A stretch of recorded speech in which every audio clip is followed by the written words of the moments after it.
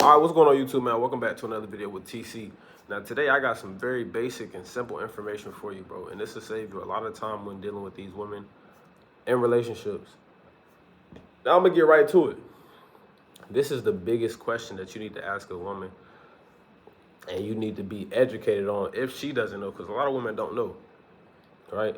A lot of women don't know this information. A lot of women don't know the patterns and the reasons why they do the things that they do, and they blame it on the man. But this is where you have to educate yourself and be the leader, right? So listen, before encountering with a woman, right, it is very critical that you look at the patterns that she has. Now, I understand a lot of men who beat on their chest and say, I don't care about a woman's past, but the past leads to the present. You get what I'm saying? And I don't even have to give you no examples. That's just like a fact of life.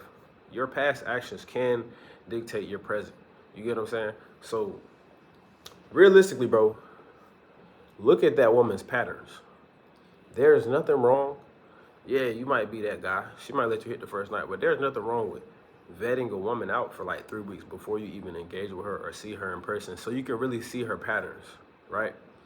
Now, the thing that you need to do and be educated on before you engage with a woman, you need to know what her attachment style is. And I say that because this is going to tell you everything you need to know about that person. This is going to tell you literally spot on. You won't have to ask them questions at all. You really won't. This will tell you everything that they are doing, getting ready to do, thinking about doing. It'll tell you everything, bro. And that thing is, you need to ask them, what is your attachment style? What is your attachment style? Knowing someone's attachment style can save you plenty of time, bro. Knowing someone's attachment style, not only time, but it can let you know if this person is worth engaging with, right? The two types of attachment styles that there is avoidant and anxious. Those are the two main ones in society. Now, you got others which are secure, and a few others, but I'm going to be honest. Most of the people that you engage with are not going to be a secure attachment. Most women in this society are an avoidant attachment. Let me say that again. Most women in this society in 2024 are an avoidant attachment. This is something that I had to educate myself on, even to understand what type of attachment that I was. But a lot of women are not going to educate themselves on things like this because they think everything is just a man. Let me give you some examples of avoidant attachment, and you tell me whether or not you have encountered these problems in a relationship with a woman. So an avoidant attachment basically is somebody who needs time to process their emotions. They need time, and don't quote me on everything. This is all information that I got offline from videos that I watch and self-education. So if you are avoiding attachment, and maybe some things that I say is wrong, maybe some of the things I say don't pertain to you, you know what I'm saying? It is what it is. But listen, they are people who need space during arguments. So if you're with somebody who is an avoidant attachment, they'll be the type of person that basically y'all get into an argument or y'all get into a dispute, they need days to kind of process, to calm down and see what they want to say. Whereas somebody with an anxious attachment, they want to get the problems knocked out right away. Like, they want to get it out of the way so it's behind them. Like, let's go ahead and talk about it now. Most women with avoidant attachment have a childhood wound from their father or their mother. The father was absent. The father was not there. The father wasn't present. The father left them at some point in childhood and didn't return to a later time. So from then, they learned to suppress their emotions. On top of that, they were in a household possibly where they could not show emotions. They couldn't show emotions because it'll be deemed as weak. They'll be in a situation where a lot of times, okay, maybe when they showed emotions, people in their household will be like, why are you crying? Suck it up. You don't have a reason to be depressed. That's said in a lot of black households. You don't have a reason to be depressed. You don't have to be sad, reason to be sad. So they have learned to suppress their emotions. They have learned that, oh, all I got is me, because They can't rely on people in their household to validate their emotions. And they obviously their parent, their dad, they can't call on him because he wasn't there. So this is why a lot of women have hoe phases. Yeah, they try to chalk it up to, oh, I'm trying to do what the man does, right? But they're trying to be accepted by a man because they were never accepted by their fathers, right? The reason why I just gave you all that information because getting into a relationship with these women is only going to lead to one or two things. Yeah, everything is going to be good in the beginning, right? And I'll talk about anxious shortly after. Everything is going to be good in the beginning. You get what I'm saying? But when it comes to conflict, when it comes to you trying to have an actual connection with them and getting them to be vulnerable, they won't be able to access that side of their emotions due to everything that I just spoke about from their childhood, not being able to show emotion in the house. So being vulnerable is like being vulnerable, being emotional is like a ick to them basically. It's almost makes them like vomit. Whereas if you come from a household of love and not a household based off survival, emotional connection is kind of what you need to feel closer to somebody in a relationship. For an avoidant attachment, all they really need is somebody who is kind of just like them. Doesn't require them to show up in the relationship emotionally. Doesn't require them to show their feelings, show vulnerability unless they want to. Most avoidant women are hopeless romantics.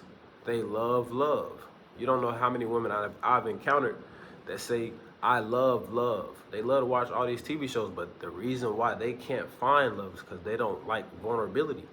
And when they are unable to be vulnerable, when their partner wants them to show up in the relationship emotionally, when their partner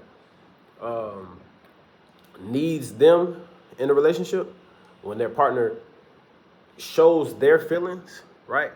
Because they're able to be vulnerable and show their feelings and communicate their feelings because they had love as a child, they were able to express their emotions as a child, they get the ick from that. They get the most avoidant women, they will give you the spill of, I can't handle your emotions. Because they don't know how to handle their own emotions. Because they were taught to suppress them since a kid. Most women who have this, though, is from not having a father. I'm going to tell you that right now. Most women who have this is from not having a father.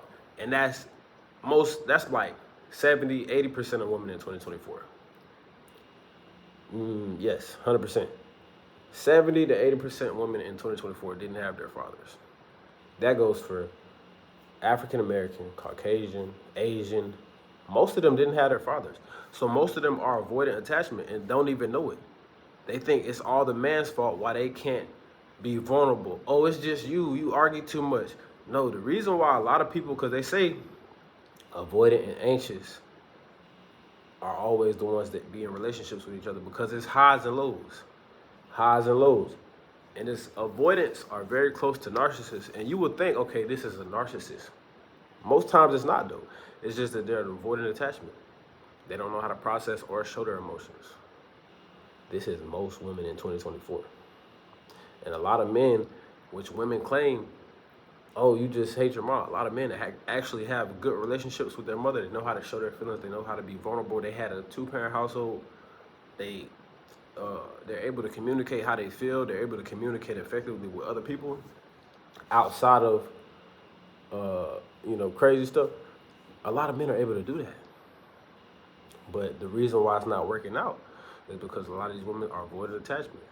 So when they get ready to leave you, yeah, of course they're gonna start cheating and talking to other people because once they start suppressing that side of the relationship, it's pretty much over. Because they, like I said, they taught to suppress their emotions since childhood. Something traumatic happened, whether their mom leaving, dad leaving, couldn't express their emotions in the household. Something traumatic happened in their household. And if they could suppress something as deep as their parents leaving them and not being able to express emotions to their own parents, why would they not be able to do that with you? And just like nothing happened. Most times, like I'm saying, when you educate yourself on these things, you'll know the actions and the events that take place before or after or during a relationship is what? Not personal. It's all on that person, and for them to understand kind of what they have. But most women, they go through their whole entire life not knowing this because they think the problem is men, right? They think the problem is only men. Only men can do wrong. He the reason I did this. He the reason I did this. And guess who? Guess who is the ones that will be validating them? The same people who they could never show their emotions to. The same people who they could never be vulnerable with. The same people who don't even know that they have a problem, who think that what they're doing is normal. The same people. The same people, bro. You know what I'm saying? That's why I always say, man, being alone is the best teacher, because as long as you have people around you, as long as you have people validating your bad decisions, you'll never grow as a person. Me personally, being alone was the best thing that ever happened to me, because it allowed me to reflect on myself and actually be the person who I wanted to be. It allowed me to reflect on my bad habits, my good habits, and the habits that I want to create for my future. I could go on a list of everything that regards to attachments, but next I'm gonna talk about this anxious attachment, but I'm gonna do it very briefly because I don't want to make this video too long. An anxious attachment is basically, like I say, somebody who, when you are in a relationship, you come through conflict. Oh, Matt, speaking of avoidance, they hate conflict. They hate conflict. They only like the good times in a relationship, right? They hate conflict, and when you come, like I say, it's the worst thing to be in a relationship with an avoidant attachment, and you stop looking at them as people, you start looking at them as their energy and their attachment style, and I'm telling you, like I say, most of the women I done dealt with in 2024, bro, all been avoidant attachment, but I haven't been in no long-term commitments with them, but I could just tell based on the knowledge that I have now and the information that I get out of them regarding their childhood. You know what I'm saying? I love to have deep conversations about that, because not only does it tell me who you will be and how you will show up and how you will emotionally show up in the relationship, but it shows me if you are worth my time or not. This is why I enjoy having deep conversations with the women that I engage with. You know what I'm saying? But like I said, they hate conflict. They will, most times when women leave relationships that have avoidant attachment, like I say, avoidant is the closest thing to a narcissist. When they leave the relationship, bro, they'll leave the relationship and say, they'll feel as if they got themselves back, they got their peace back. Then they'll get to talking to other people, and they will only feel good about that because it doesn't involve them being vulnerable. It doesn't involve them having to show a vulnerable side, a connection side. Sex, that doesn't involve vulnerability. They could have sex with many people. But I'm gonna let you guys do your own information depending on how serious you take relationships or how you want your relationship to look in the future. I definitely suggest you looking into the different attachment styles and making that a point of conversation. If you go on a date with a woman, yeah, man, cool. If you are somebody who takes women on dates, I think that should be a very brought about topic, because it doesn't matter about your credit, how much money you got, none of that. Your attachment style is going to show you her mindset in the future on how she's going to show up in a relationship for you and how she's going to make you feel comforted in your relationship. Because being with an avoidant a lot of times is basically like being by yourself emotionally, but just having somebody there physically. You know what I'm saying? Their emotional side doesn't connect. The only time stuff connects when it's partying, going out, having fun, just doing fun stuff. Whereas anxious, they can show their emotional side, they can show their vulnerability. One negative thing about anxious attachment style, and why you need to work on your anxious attachment style as well if you do have it, is when things are not going all the way right, it forces you to cheat. And I'm not gonna say it forces you to cheat like you can't control yourself, but like I say, people are gonna take on the world as their attachment styles. It's almost like being an addict. Until you get the help, you are gonna show up in the world based on your attachment style, based on your addictions. And your addictions, if you're anxious or if you're avoidant, started when you were a kid. Your addiction if you're an avoidant and you don't know how to show your emotions, you don't know how to show up in a relationship, every relationship you get in ends up in turmoil. You kind of force the relationships to end with your actions. Your habits and your addiction started as a kid. So maybe you started off being addicted to yourself. From the age of like 5, you was addicted to yourself because you couldn't show your emotions, right? That is an addiction. So as you go through life and you get to 30 years old and you think, hey, this person is requiring too much from me in this relationship. I don't like talking about my feelings. I don't like openly communicating how I feel because I wasn't able to do that. Your addiction is being to yourself. So you're going to end that relationship based on your addictions.